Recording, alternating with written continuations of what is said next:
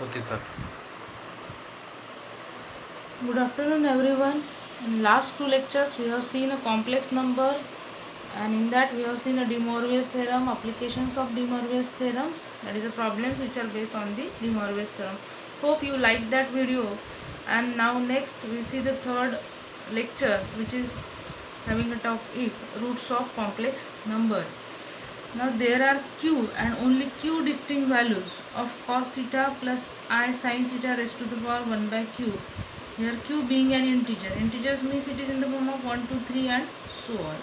Here if you consider cos theta, the general value of that cos theta is cos of 2n pi plus theta, and sin theta can be written in the form of sin of 2n pi plus theta. What about n? That n is varies from 0, 1, 2, 3 and so on. As q is in the form of integer, so in between that number there is somewhere exists a q minus 1 q, and that value then it goes to infinity. Therefore, if you consider the term cos theta plus I sin theta raised to the power 1 by q, now here we put the general value of cos and sin. So it can be written as cos of 2n pi plus theta plus I into sin of 2n pi plus theta, having the power 1 by q. Now by the De Moivre's theorem, that power 1 by q comes in the multiple of that angle cos and sin. So that term can be written in the form of cos of 2n pi plus theta upon q plus I into sin of 2n pi plus theta by q. Now for a particular n is equals to 0, so we consider that as the initial value, first value x0.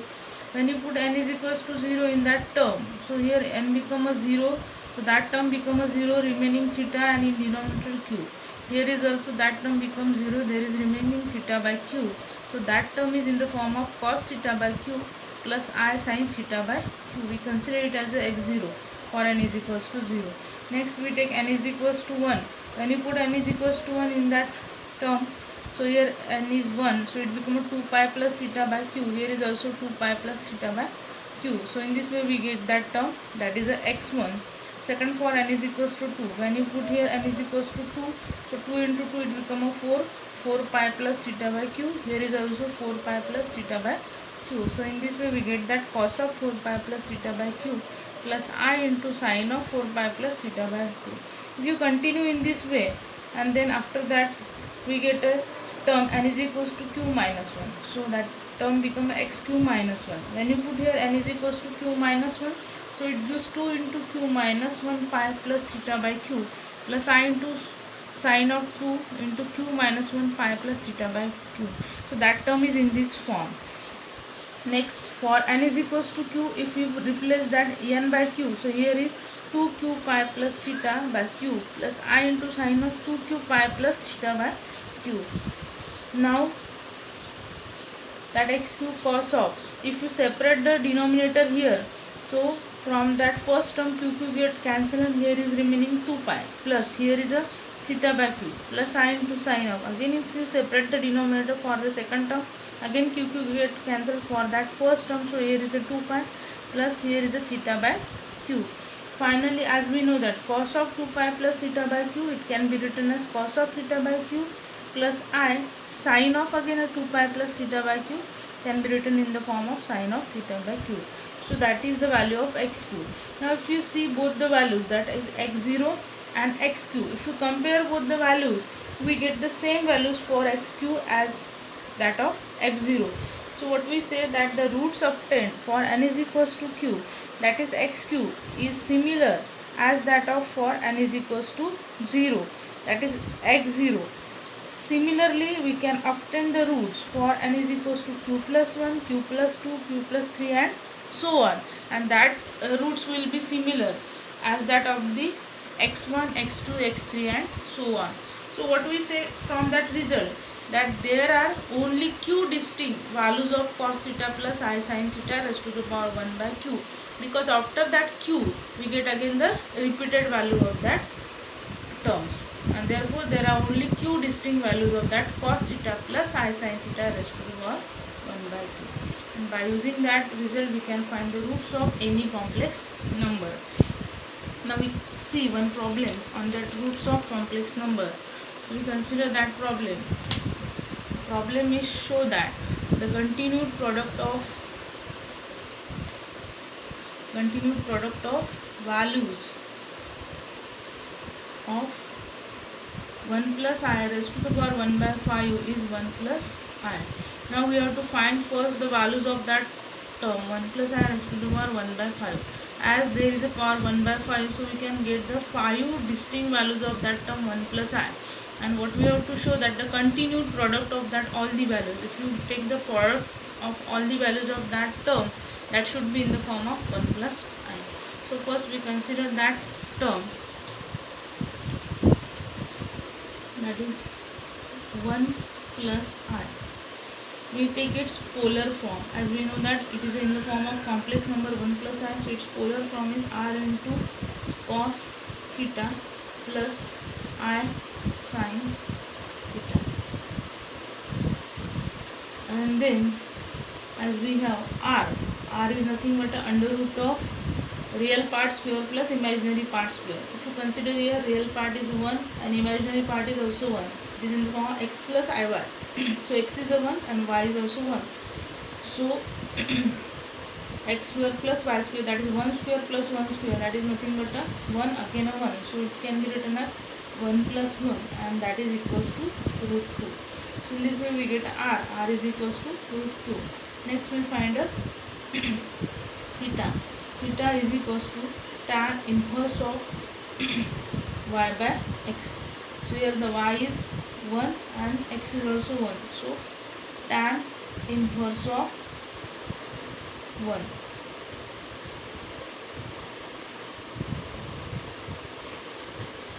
Tan inverse of 1, that is a pi by 4.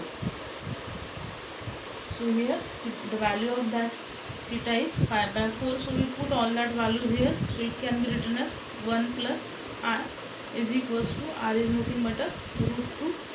Here is a cos of, we replace that theta by pi by 4 plus I into sine of pi by 4. And now we apply the powers, that gives 1 plus I, and the power is 1 by 5. Here is a root 2 raised to the power 1 by 5. Here is also cos of pi by 4 plus I into sine of pi by 4 raised to the power 1 by 5. Now we take its general value of that cos of pi by 4 and sine of pi by 4. So that root 2 raised to 1 by 5 remain as it is. Its general value is cos of 2n pi plus pi by 4 plus I into sine of 2n pi plus pi by 4. That whole term raised to the power 1 by 5. So 1 plus I raised to 1 by 5. That is again, that term is root 2 raised to 1 by 5. Now if we consider that term, it is in the form of cos of theta plus I sin theta raised to the power n. Now here n is nothing but a 1 by 5. So we can apply here De Moivre's theorem. Before we again simplify that term, that is here is a cos of. If we take here cross multiplication, that is 4 into 2, it becomes 8.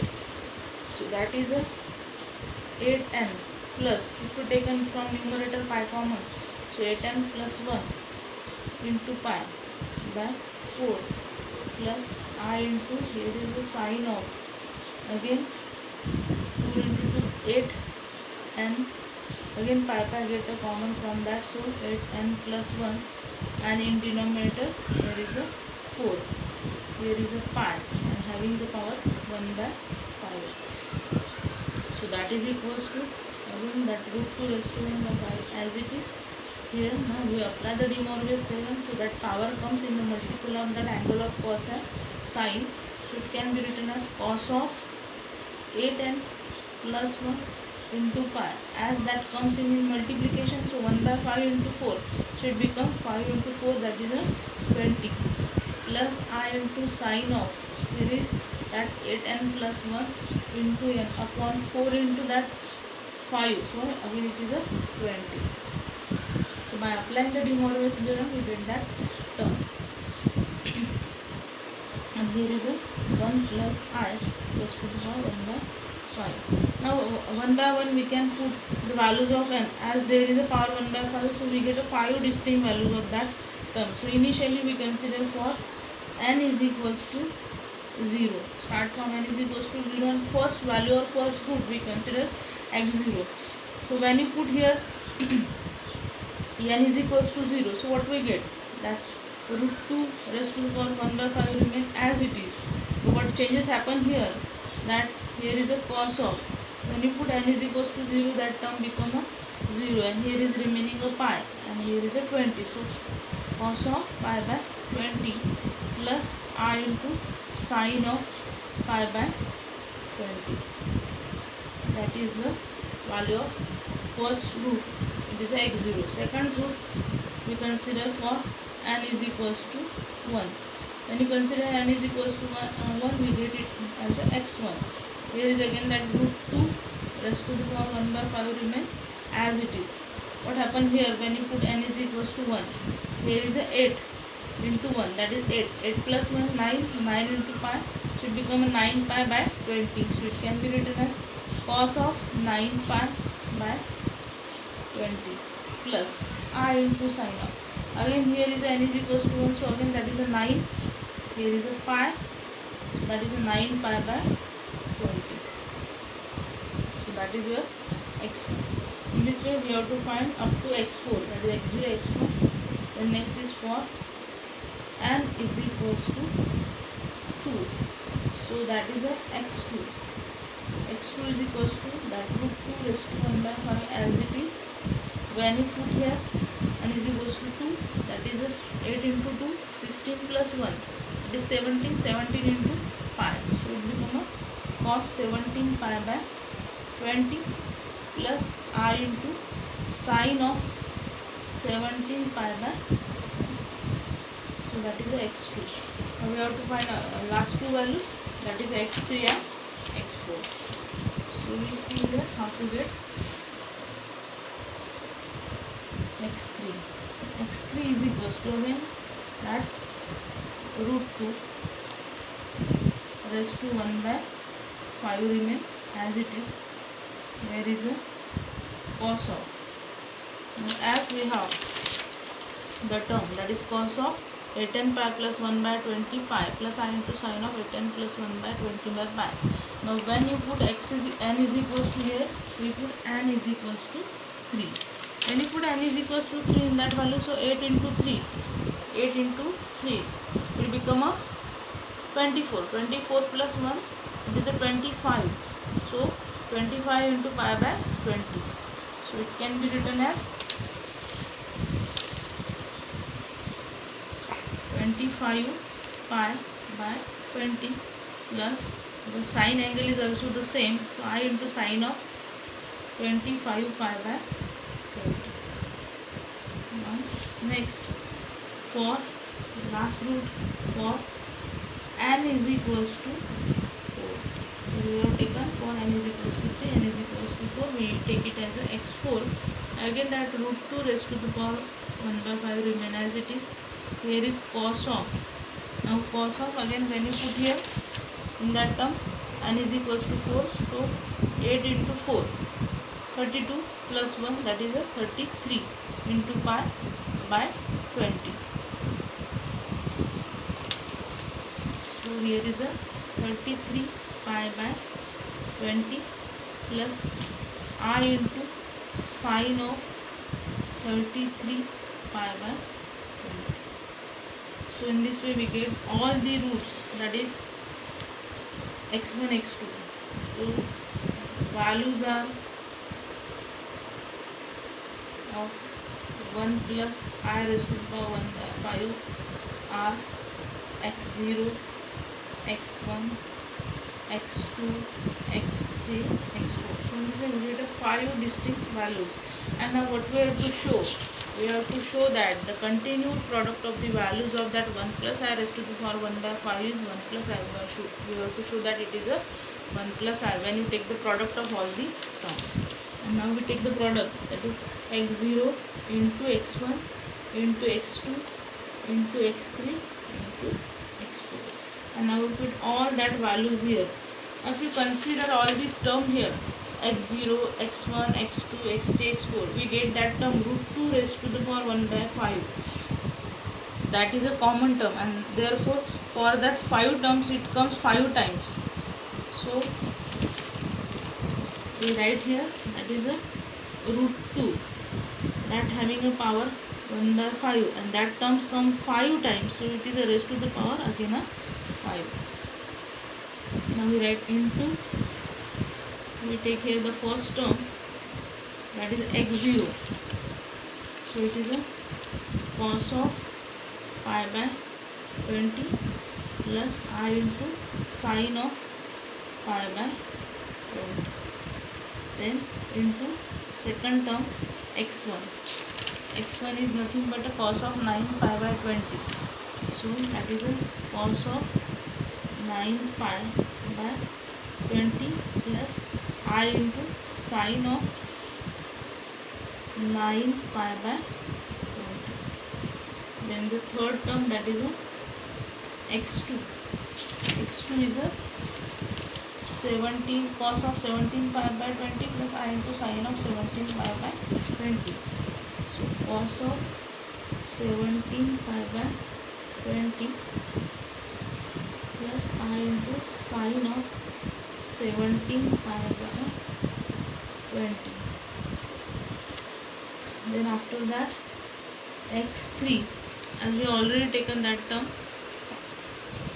5 times as it is repeated, so we are right here, that is root 2 raised to the power 1 by 5, and that terms come 5 times, so it is a raised to the power 5. Now here is for the x3, the term is a cos of 25 pi by 20 plus I into sine of 25 pi by 20. And the last term, that is x4, so the remaining term is here cos of 33 pi by 20 plus I into sine of 33 pi by 20.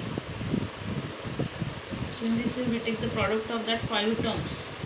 Now as we have one result, cos of, from the De Moivre's theorem, cos of theta 1 plus I into sine of theta 1 into cos of theta 2 plus sine of theta 2. So it can be written as cos of, that angle get added, cos of theta 1 plus theta 2 plus I into sine of theta 1 plus theta 2. We have to use that result here to solve that term. So x0, x1, x2, x3, x4, that is the product of that all that values, that is equals to, now root 2 raised to the power 1 by 5 raised to 5, so that 5 get cancelled and only remaining root 2. So here is a cos of, now if you apply that result here, so here we have to add all the angles of that cos plus I into sine of all the angles of sine. So we write here cos of, or we take it in the next line, that is equals to, here we write that is equals to root 2, and here is a cos of,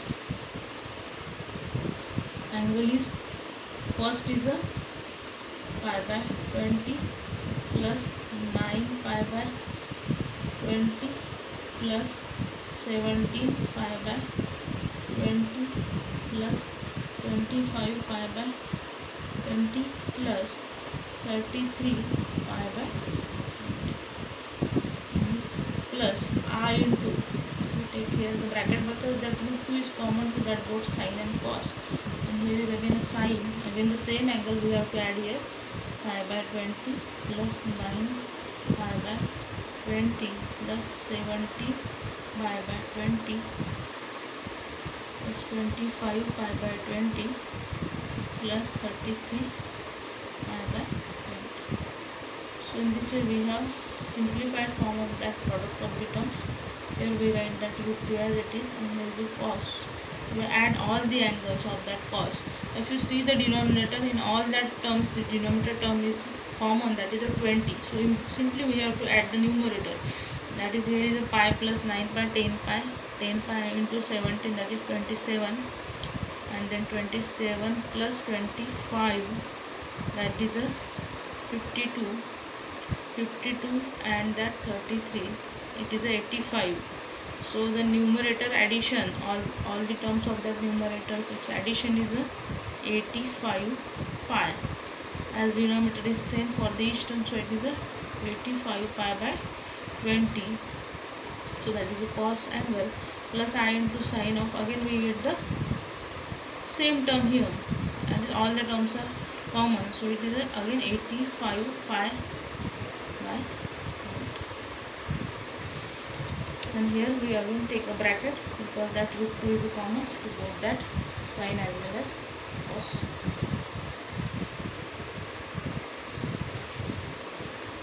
And now finally we write the simplified form of that, that is here is x0, x1, x2, x3, x4, that is equals to, here is a root 2 in bracket, you have to write cos of, now as we know that 85 by 20, so 5 17s are 85 and 5 4s are 20, so again we can simplify here, that is a 17 pi by 4 plus I into sine of 17 pi by 4.